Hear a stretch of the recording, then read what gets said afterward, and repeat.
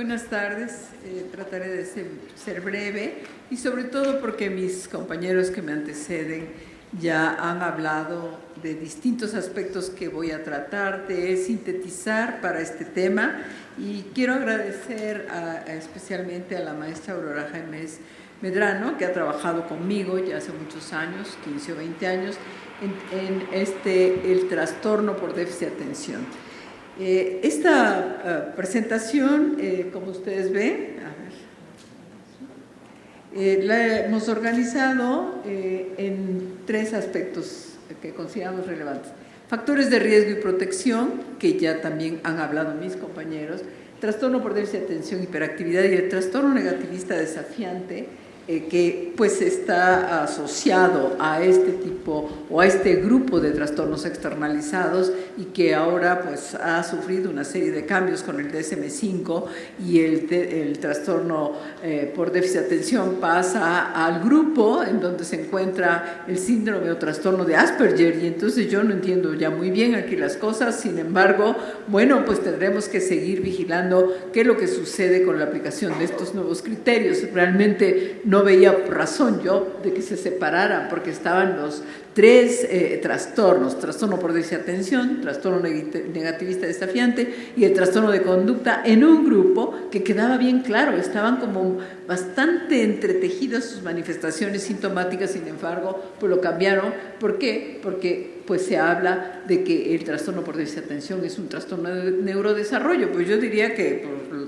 la mayoría de los trastornos tienen que ver con el neurodesarrollo y con la neurobiología, pero bueno, así están las cosas actualmente. Entonces, ¿qué puedo yo decirles acerca de estos factores de riesgo que ya mis compañeros han hablado? Bueno, pues se dividen en trastornos de riesgo a nivel del individuo, de la familia, de la sociedad, de la escuela, ¿sí? Y pues cada uno se va de alguna manera especificando si los trastornos protectores pues son todos aquellos que, como bien conocemos en la vida diaria, pues cuando los padres no tienen adicciones, cuando los padres tienen una crianza, digamos, sin presión, sin autoritarismo, una crianza de lo más del sentido común, yo le llamaría, con la experiencia cuando uno trabaja con padres y con niños, aquellos que, pues aunque no hayan leído ningún libro de psicología, saben lo que tienen que hacer, y sobre todo también tiene relación con el vínculo que establecen las madres desde muy temprana edad.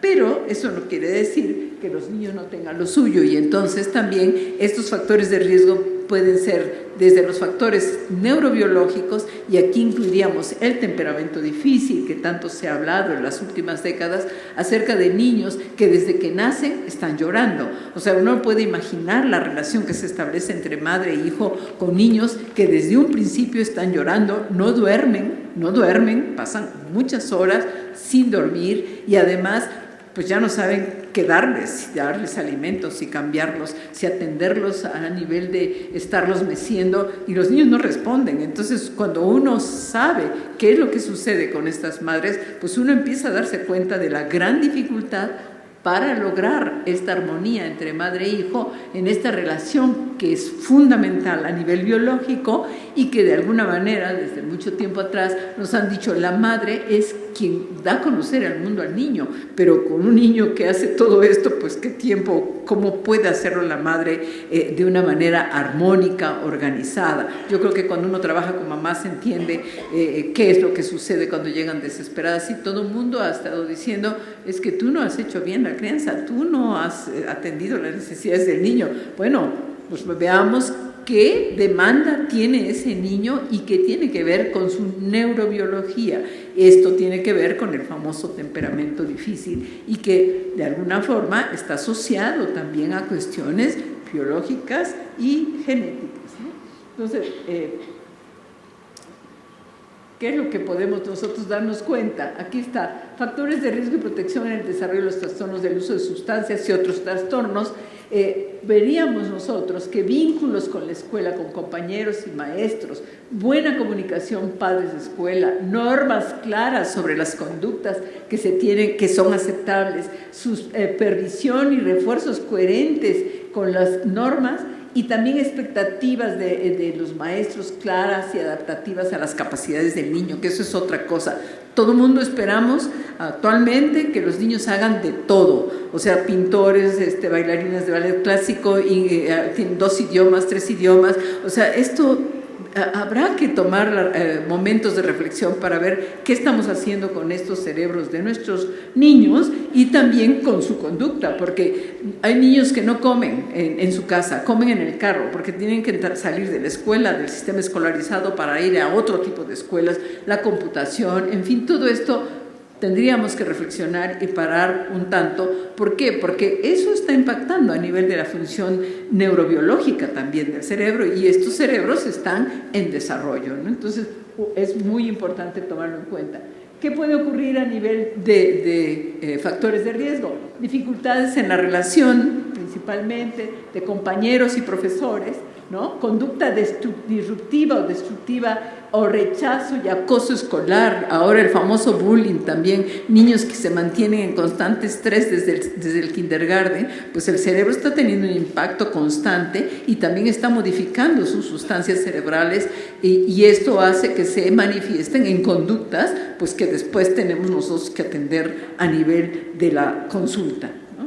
Por otro lado, el fracaso académico, nuevamente, ¿no? Esta cuestión de medir el éxito académico a través de los números hasta la universidad sigue siendo, habría que pensar si esto debería de continuar. ¿Por qué? Porque tenemos estudiantes universitarios, por ejemplo, que están sometidos a un constante estrés y dicen, medicina, que es mi área, dicen es que la facultad de medicina es tremendamente pesada, y yo digo, bueno, pues a lo mejor antes no nos enseñaban tanto, o qué pasaba, porque yo no recuerdo que así sucediera con nuestras generaciones, y entonces ahora vemos a los muchachos que caen en estados depresivos, que caen con trastornos de ansiedad, todo esto, y bueno, ya pareciera que la escuela, la facultad es quien los enferma. No, lo que ocurre es la demanda, el estrés, todo tiene que ser porque tienen que alcanzar las mejores calificaciones, si no, están perdiendo la posibilidad de tener acceso a los hospitales de prácticas, a tener también el famoso examen de residencia, en fin, vean ustedes a lo largo de la vida cómo mantienen al ser humano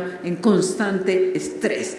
Debe haber exigencia, debe haber normas, debe haber disciplina, pero también debe haber disfrute de la vida, de las cosas, el deporte, los amigos, las salidas. Ahora no pueden ni salir a la calle porque ahora está la violencia en la calle, entonces los tienen metidos en la casa. Entonces todo esto quiero que lo imaginen, porque finalmente es lo que el medio ambiente interactúa con esta neurobiología vulnerable, y que puede ser que nos lleve a la expresión de manifestaciones sintomáticas de estos problemas de conducta, como el negativista desafiante. Yo he pensado a veces que qué tanto si eso es real, que esté como un trastorno, o sea, no sé, todavía, tanto que he visto con niños y con mamás, pero uno lo piensa porque dice, ¿qué está pasando? ¿Por qué ahora hay eso? Pregúntenle a sus abuelos o a sus bisabuelos, si hay gente muy joven aquí, si antes había esto.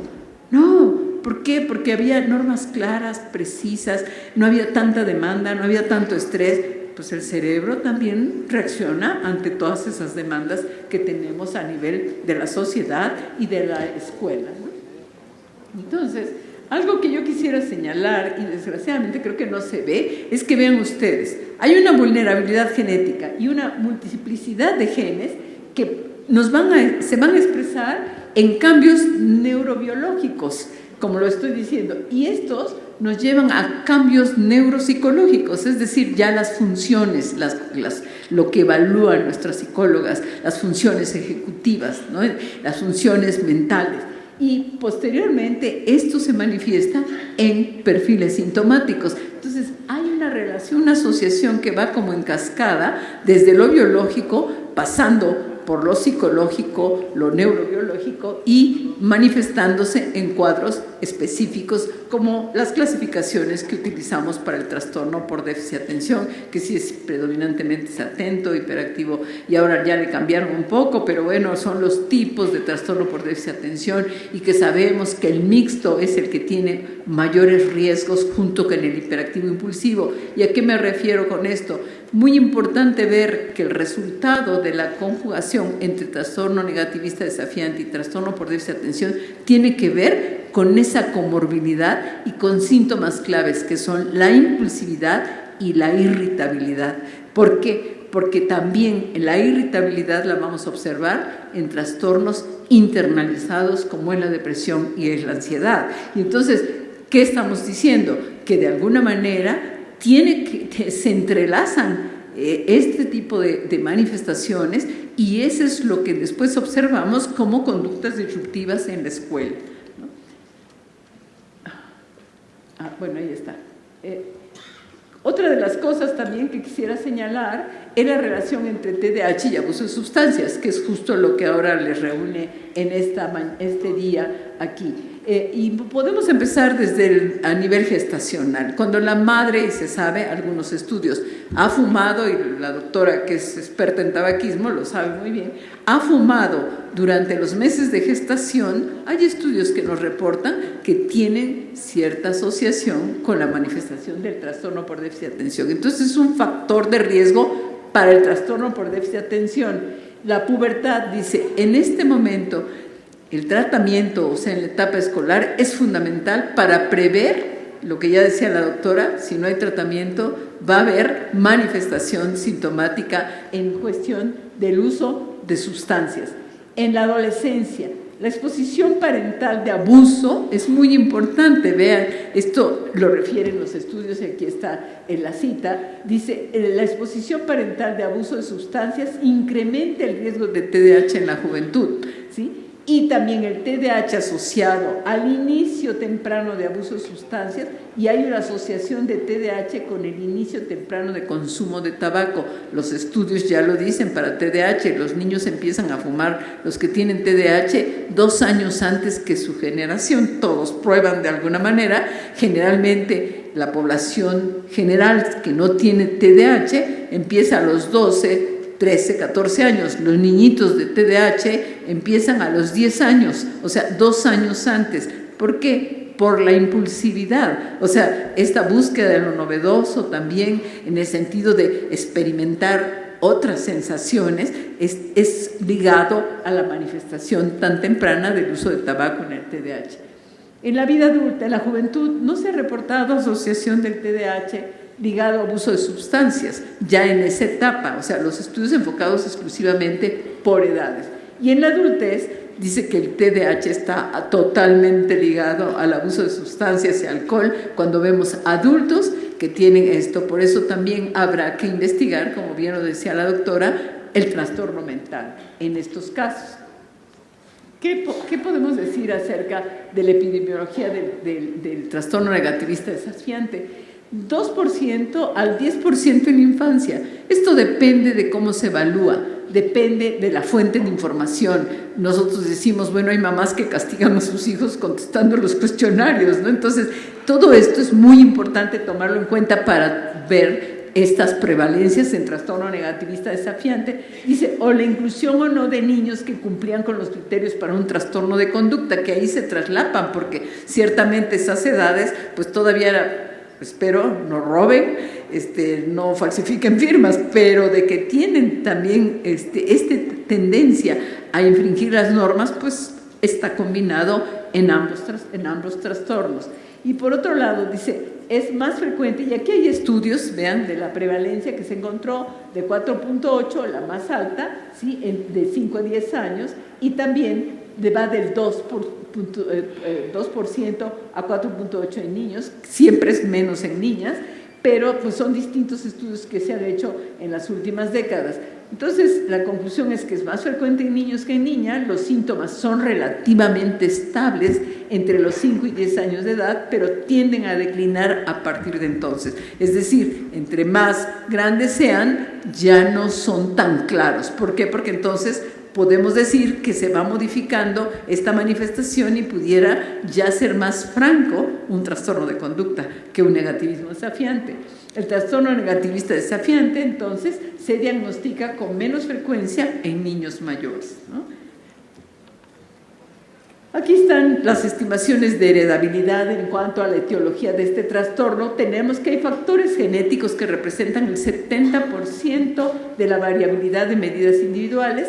También, muy importante, hablar de la epigenética, y es de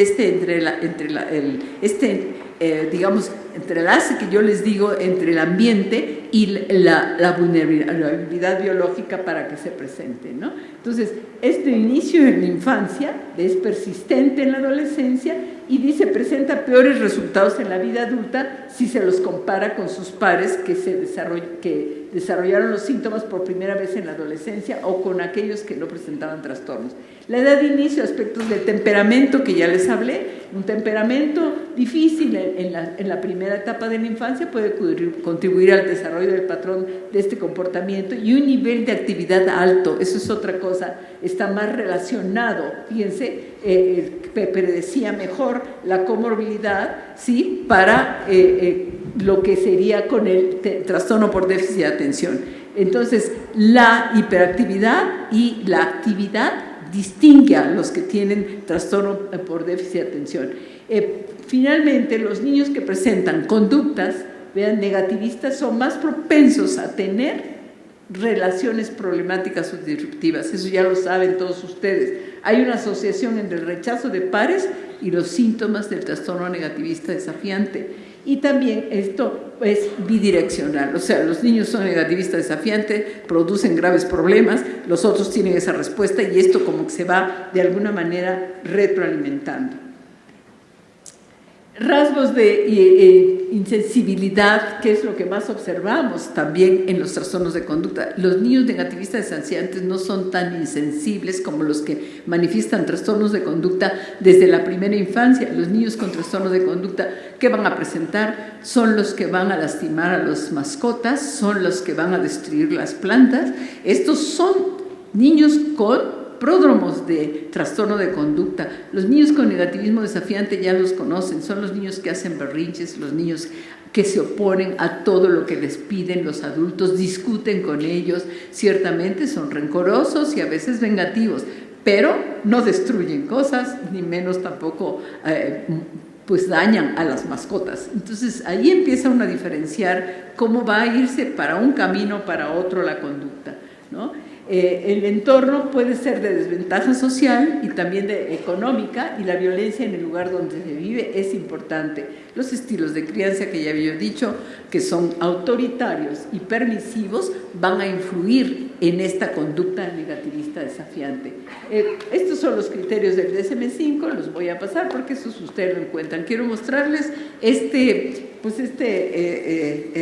distribución del trastorno del estado de ánimo. Vean qué importante es lo que yo les decía. La irritabilidad, ¿sí?, tiene que ver con la dimensionalidad de estos síntomas. Entonces, la irritabilidad puede ir hacia los trastornos del ánimo, pero también puede, junto con la obstinación, irse a un trastorno oposicionista desafiante o con la conducta dañina, que ya les estoy mencionando, hacia un trastorno de conducta. O sea que hay síntomas que están ligados tanto en trastornos internalizantes como externalizantes, ¿no? Y aquí tendríamos nosotros la comorbilidad. Un trastorno por déficit de atención más trastorno negativista podría desarrollarse un trastorno de la conducta en manifestación sintomática, pero también, vean ustedes, puede haber una depresión.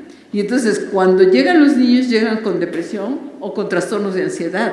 Tenemos que investigar retrospectivamente, porque pueden estar presentes estos dos que se están sumando y que tiene que ver con esta manifestación sintomática de la irritabilidad combinado con la impulsividad. Y entonces es así como van tomando los distintos caminos a nivel de la manifestación sintomática. Estos son, digamos, un constructo que parte de la conducta, alteraciones de la conducta, y que puede llevarnos, ¿sí?, cuando hay estas manifestaciones de enojo o de irritabilidad, a un oposicionismo desafiante o a un trastorno de conducta, o bien también a una conducta disruptiva, y esto tiene que ver sobre todo con el ahora nuevo diagnóstico de desregulación emocional. Pero finalmente están involucrados, como yo ya les había comentado, y que pueden llegar a manifestarse, por último, en una conducta disocial o bien en ansiedad o depresión, ¿sí?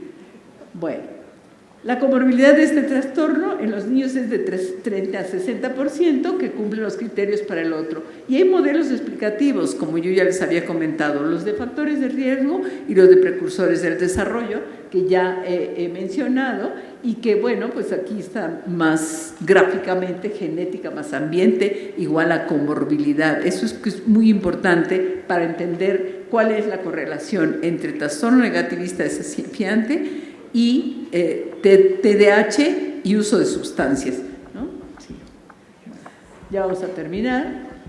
Entonces, yo les quisiera decir que uno de los problemas que vamos a ver manifiestamente ya en la evaluación psicológica son los problemas de función ejecutiva, y eso tiene que ver justamente también de cómo se manifiesta el comportamiento de cada uno de ellos, ¿verdad? Y que tendrían entonces que ser explicados por las manifestaciones sintomáticas que tienen cada uno de ellos en la clínica, el diagnóstico, el que hay que hacer diagnóstico diferencial, ya les dije algunas manifestaciones que podemos tener para diagnóstico diferencial, y también las recomendaciones para el abordaje terapéutico, que yo creo que eso es una de las cosas más importantes para nosotros verlo, y que vean ustedes en este último estudio que se hizo del MTA, que es un estudio que hay un seguimiento de bastantes años en estas personas que fueron diagnosticadas, dice mayor uso regular de marihuana fue lo que se encontró en estos niños con déficit de atención y tabaco en la edad adulta, pero no se encontró un incremento en el riesgo de uso